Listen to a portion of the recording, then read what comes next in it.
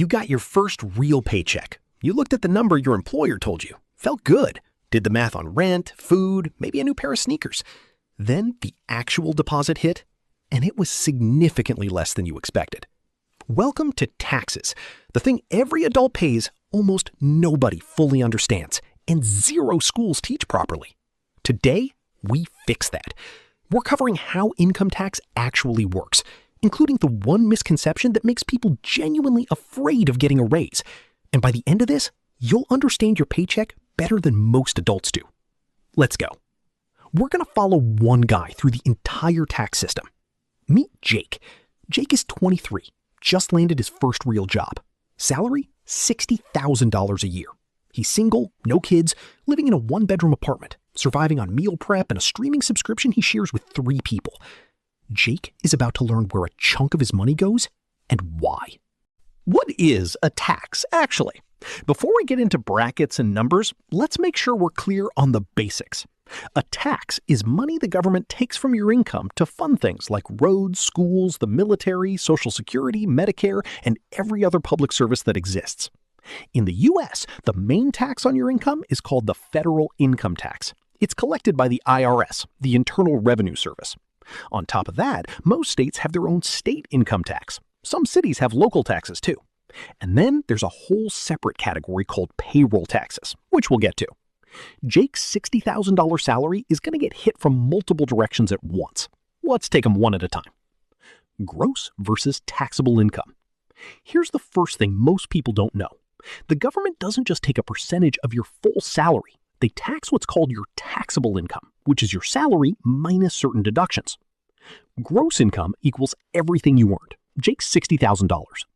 Taxable income is what's left after deductions are subtracted. This is smaller.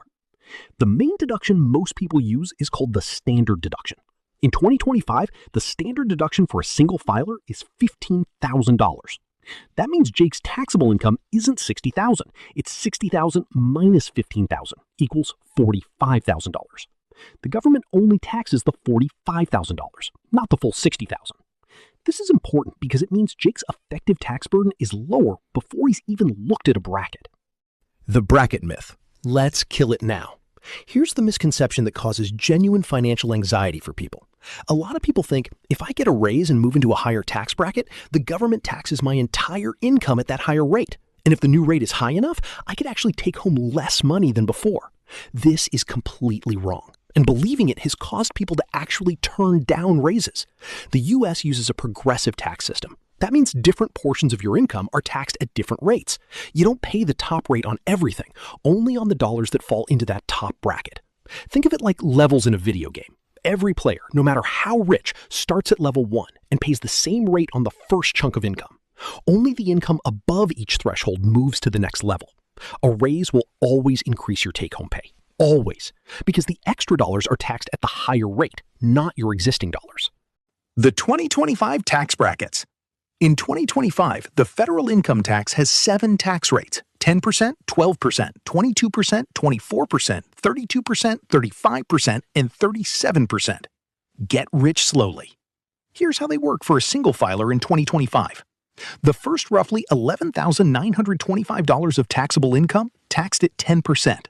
From there up to about $48,475 taxed at 12%. From there up to about $103,350 taxed at 22%, and so on, climbing through 24%, 32%, 35%, up to 37% on income above $626,650. A single filer would owe 10% on the first $11,925 of taxable income in 2025, whether that amount represents their total earnings or they earn $1 million. U.S. News & World Report. Let's run Jake's numbers. Jake's taxable income, $45,000. First $11,925 taxed at 10% equals $1,192. Next chunk from $11,925 to $45,000, that's $33,075, taxed at 12% equals $3,969. Total federal income tax about $5,161. On $45,000 of taxable income on a $60,000 salary. That means Jake's effective tax rate, the actual percentage of his income going to federal income tax, is around 8.6%. Not 22%, not 12%, 8.6%. Because the brackets work in layers, not all or nothing. Marginal versus effective, the two numbers that matter. Two terms, learn them. They will save you confusion forever. Marginal tax rate equals the rate on your next dollar of income, the bracket you're in. For Jake, it's 12%. Effective tax rate is what you actually pay as a percentage of your total income. For Jake, it's around 8.6%. If you fall in the 22% tax bracket, not all your income is taxed at 22%. You only pay the higher rate on the portion of income that falls into each bracket. The money advantage. The marginal rate sounds scary. The effective rate is the real number. When someone says, I'm in the 22% bracket, that doesn't mean they pay 22% on everything. It means their highest slice of income is taxed at 22%. The rest is taxed at lower rates. Jake is technically in the 12% bracket. His marginal rate is 12%, but his effective rate is lower, about 8.6%. Those two numbers are never the same unless all your income falls exactly in one bracket, which almost never happens. What about state taxes? Jake lives in a state with a state income tax. Most states have one. State income tax rates vary a lot. Some states have flat rates. Everyone pays the same percentage regardless of income. Some have their own progressive brackets. A few states, like Texas, Florida, and a handful of others, have no state income tax at all. For Jake, let's say he's in a state with a 5% flat state income tax on taxable income. 5% of $45,000 equals $2,250 in state taxes. So now Jake's total income tax picture is federal $5,161, state $2,250, total income tax $7,411. Still not done though. There's one more layer. Payroll taxes, the sneaky second hit. This is the part most people forget about or never knew about in the first place. Separate from income tax, there are payroll taxes. These fund two specific programs, Social Security and Medicare. Together, they're called FICA taxes, Federal Insurance Contributions Act. Here's how they break down for 2025. Social Security tax. Social Security is withheld at 6.2% on wages up to $176,600 in 2025. Wikipedia. Medicare tax. Medicare is withheld at 1.45% on all wages. Wikipedia. Combined FICA rate for employees, 7.65%. Both the employee and employer pay Social Security tax, bringing the total Social Security tax rate to 12.4%. Both the employee and employer pay Medicare tax, bringing the total Medicare rate to 2.9%. You only see the employee half on your pay stub. Your employer quietly pays the other half separately. The money advantage. For Jake, FICA on $60,000, Social Security 6.2% times $60,000 equals $3,720. Medicare 1.45% times $60,000 equals $870. Total FICA $4,590. Now Jake's full tax picture. Federal income tax, $5,161. State income tax, $2,250. FICA payroll taxes, $4,590. Grand total taxes, $12,102. Out of $60,000, that's an overall effective rate of about 20%. Jake thought he was bringing home $60K. He's actually bringing home roughly $48,000. And again, nobody told him this before his first job. How withholding works, the W-4. Here's the part that confuses people about paychecks. Taxes aren't paid in one lump sum at the end of the year. They're taken out of every paycheck throughout the year. This is called withholding. When you start a job, you fill out a form called a W-4. This tells your employer how much federal income tax to withhold from each paycheck. FICA withholding, Social Security and Medicare, is fixed by law and cannot be changed through any W-4 election. That 7.65% comes out no matter what. Wikipedia. Federal income tax withholding is where the W-4 matters. If you withhold too much throughout the year, you get a refund in April. If you withhold too little, you owe money in April. A big tax refund isn't free money. It's the government returning money you overpaid them throughout the year, interest-free. You essentially gave the IRS an interest-free loan. Ideally, you want your withholding to match your actual tax liability as closely as possible, so you neither owe a big chunk nor get a big refund. Jake fills out his W-4 when he starts the job. The employer uses it to calculate how much to pull from each biweekly paycheck.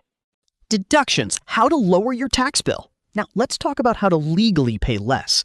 The government allows you to subtract certain things from your gross income before calculating what you owe. These are deductions. We already talked about the standard deduction, $15,000 for single filers in 2025. Most people take this because it's the simplest option. The alternative is itemizing, listing out specific deductible expenses like mortgage interest, charitable donations, or high medical costs. Use the standard deduction unless itemized totals exceed it. For most people who are young and renting, the standard deduction wins. Yahoo Finance. Beyond the standard deduction, there are other things that can reduce your taxable income. 401k contributions. Money you put into a traditional 401k comes out of your paycheck pre-tax. The 401k contribution limit in 2025 is $23,500 for employee contributions. Every dollar you contribute reduces your taxable income by $1. North Star Financial. If Jake puts $5,000 into his 401k this year, his taxable income drops from $45,000 to $40,000. Lower taxable income means lower tax bill. This is one of the most powerful legal ways to reduce what you owe. HSA contributions. If you have a high deductible health plan, contributions to a health savings account are tax deductible too. Student loan interest. You may be able to deduct interest paid on student loans, subject to income limits. Tax credits? Even better than deductions. Deductions reduce your taxable income. Good. Tax credits reduce your actual tax bill. Better. A $1,000 deduction saves you whatever your marginal rate is, maybe $120 if you're in the 12% bracket. A $1,000 tax credit saves you $1,000, one for one, off the final bill. Examples of common credits: earned income tax credit for lower income workers. The maximum EITC in 2025 for a single filer with no children is $649. Get rich slowly. Child tax credit for parents. The maximum child tax credit is $2,200 per qualifying child in 2025. Get rich slowly. Education credits for qualifying education expenses. Credits are where the tax code actually hands some money back. Worth knowing they exist. Jake's full picture summarized. Let's wrap up Jake's situation cleanly. Gross salary, $60,000. Minus standard deduction, minus $15,000. Taxable income, $45,000. Federal income tax on $45,000, around $5,161. Effective rate, around 8.6%. State income tax at 5%, around $2,250. FICA taxes, around $4,590. Total taxes, around $12,001. Take-home pay, around $47,999, roughly $48,000. Per month, about $4,000. Per biweekly paycheck, about $1,846. Jake thought he was making $60K. He takes home $48K. That's not a scam. That's just what adult income actually looks like when you know the full math. The raise that actually helps you. Let's revisit the myth one final time. Jake gets a raise to $70,000. Does he get hurt by moving into a higher bracket? New taxable income, $70,000 minus $15,000 equals $55,000. The first $45,000 is taxed exactly the same as before. Only the extra $10,000 of new income moves up a bracket. That extra $10,000 falls in the 12% bracket. Extra tax on the raise, $10,000 times 12% equals $1,200 more in federal tax. Extra take home from the raise, $10,000 minus $1,200 equals $8,800 more per year. Jake always takes home more from a raise, every single time. The bracket system guarantees it. You do not take home less money by moving into a higher tax bracket. In a progressive tax system, you only pay the higher rate on the portion of income that exceeds each threshold. Medium. If anyone ever tells you turning down a raise makes financial sense because of brackets, show them this math. Filing your taxes, what actually happens in April? Every year by April 15th, Americans file a tax return with the IRS. This is just a reconciliation. You're reporting your actual income and calculating your actual tax bill and comparing it to how much was already withheld throughout the year. If you overpaid via withholding, you get a refund. If you underpaid, you owe the difference. For Jake, with standard withholding on a W-4, he'll likely get a small refund or owe a small amount. Neither is a disaster as long as it's not a huge number. The main form most people file is called the 1040. Many people file for free using the IRS Free File program or low-cost tax software. If your situation is simple, one job, standard deduction, no investments, filing is straightforward. Things that make taxes more complicated. Jake's situation is clean. Life gets messier. Freelance or self-employment income. If you earn money without an employer withholding taxes, you're responsible for paying them yourself quarterly. And you pay both halves of FICA. 15.3% instead of 7.65% because there's no employer to split it with. Multiple jobs. Each employer withholds as if you only work for them. If 2 jobs together push you into a higher bracket, you might end up under withheld. The fix is the W-4. Investments. Selling stocks, crypto, or other assets creates taxable events. Short-term gains held under a year, taxed as ordinary income. Long-term gains held over a year, taxed at lower rates. Knowing the difference is worth real money. Side hustle income. If you made more than $400 from freelancing, gigs, or anything else, the IRS wants to know about it, and you'll owe self-employment tax on it. Taxes are a percentage of your income collected by the government. Gross income is your total salary. Taxable income is what's left after deductions. The standard deduction in 2025 is $15,000 for single filers. Most people use this. The U.S. uses a progressive tax system, 7 brackets from 10% to 37%. You pay each rate only on the portion of income in that bracket, not on everything. Your marginal rate is your highest bracket. Your effective rate is what you actually pay overall. FICA payroll taxes are 7.65% on top of income taxes, Social Security, and Medicare. Withholding spreads your tax payments across every paycheck throughout the year. A big refund means you overpaid. It's not a bonus from the government. 401k contributions reduce your taxable income and your tax bill. Tax credits reduce your actual bill, dollar for dollar, better than deductions. A raise always increases take-home pay. Tax brackets don't punish earning more owning. Jake started the year confused about where his money went. He ends the year knowing exactly what was taken, why it was taken, and how to legally reduce what gets taken next year. That's not complicated. That's just information. The tax code rewards people who understand it. It doesn't do anything special for people who don't. You understand it now. Use it. If this video saved you from turning down a raise, subscribe because there are 28 more of these coming. And drop a comment. What's the most confused you've ever been about your paycheck? Mine was thinking my first tax refund was a gift. It was not a gift. I just did the W-4 wrong. We're all learning here.